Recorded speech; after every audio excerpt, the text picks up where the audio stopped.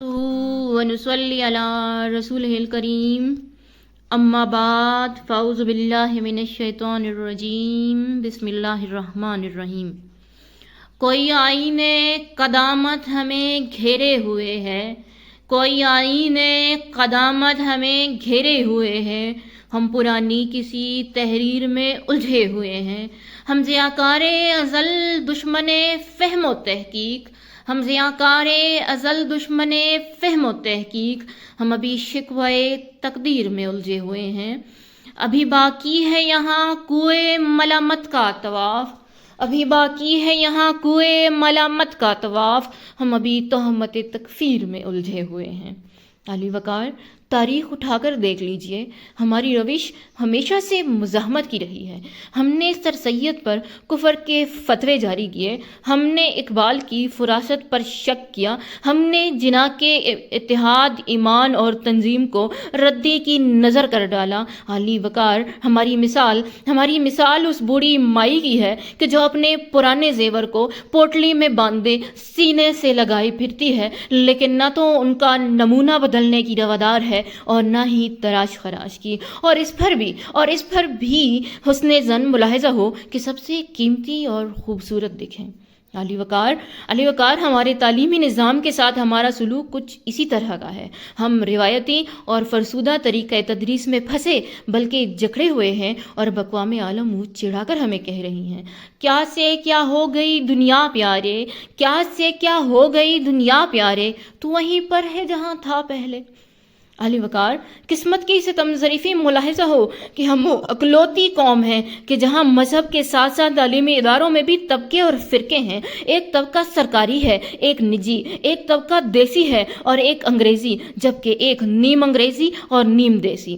علی وقار، ہم تو ابھی تک یہ فیصلہ بھی نہیں کر پائے کہ ذریعہ تعلیم کون سی زبان ہونی چاہیے۔ ایک طبقہ مادری زبان پہ زور دیتا ہے، دوسرا قومی زبان پر، جبکہ تیسرا بین الاقوامی زبان پر۔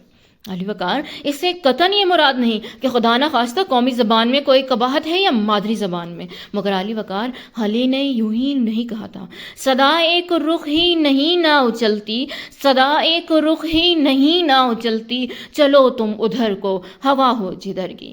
ذی وقار، مسئلہ نہ زبان کا ہے نہ مکان کا، مسئلہ بدلتے وقت کے جدید تقاضوں کا ہے، مسئلہ طلباء کے انفرادی اختلافات کا ہے، مسئلہ تعلیمی نفسیات کا ہے، مسئلہ نئے تعلیمی معیارات کا ہے، مسئلہ معلومات کا نہیں بلکہ معلومات کے اطلاق کا ہے، مسئلہ صرف تجزیے کا نہیں بلکہ ترکیب و تالیف کا بھی ہے۔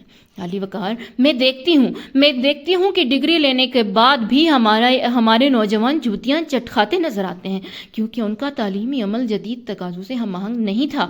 ہمارا نوجوان انجینئرنگ اور MBBS سے پیشہ ورانہ ڈگریاں حاصل کرنے کے بعد بھی جب کچھ نہیں کر پاتا تو تدریس کو اپنا تختہ مشق بناتا ہے اور روایتی اور گھسے پٹے طریقے سے گھوڑے اور گدھے کو ایک ہی لاٹھی سے ہانکتا ہے۔ نہ اسے تعلیم کی روح کا پتہ ہے، نہ تدریس کی روح کا ادراک، نہ جدید طریقہ ہائے تدریس کی خبر ہے، نہ ان میں دلچسپی، اور نہ تعلیم کے جدید تقاضوں سے اسے کوئی سروکار ہے۔ علی وقار، ایسے میں ادراک کا الف غائب ہو کر ادرک بن کر رہ جاتا ہے، شعور کا عین غائب ہو کر محض شور پیچھے رہ جاتا ہے، تدریس محض ریس بن کر رہ جاتی ہے اور تعلیم و تعلم کی بجائے صرف صبر ہی آخری نتیجہ ہوتا ہے۔ علی وقار، ایسوں کے بارے میں شاعر نے کیا خوب کہا ہے، انہیں بخشا گیا اعزاز چمن بندی دہر، انہیں بخشا گیا اعزاز چمن بندی دہر، موسم گل نے جنہیں منہ نہ لگایا تھا کبھی۔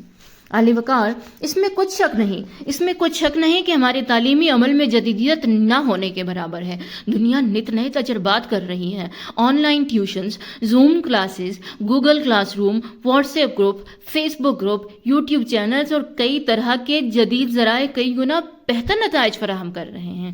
جی وقار، اب ہمارے لیے بھی لازم ہے کہ ہم قدیم اور جدید کا ایسا امتزاج بنائیں کہ روایت سے بھی رشتہ برقرار رہے اور نئے دور کے تقاضوں سے بھی شناسائی ہو۔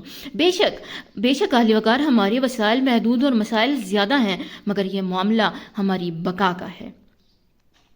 بھیگتی آنکھوں کے منظر نہیں دیکھے جاتے، بھیگتی آنکھوں کے منظر نہیں دیکھے جاتے، ہم سے اب اتنے سمندر نہیں دیکھے جاتے، ہم سے اب اتنے سمندر نہیں دیکھے جاتے، زندہ رہنا ہے تو حالات سے ڈرنا کیسا، زندہ رہنا ہے تو حالات سے ڈرنا کیسا، جنگ لازم ہو تو لشکر نہیں دیکھے جاتے۔ السلام۔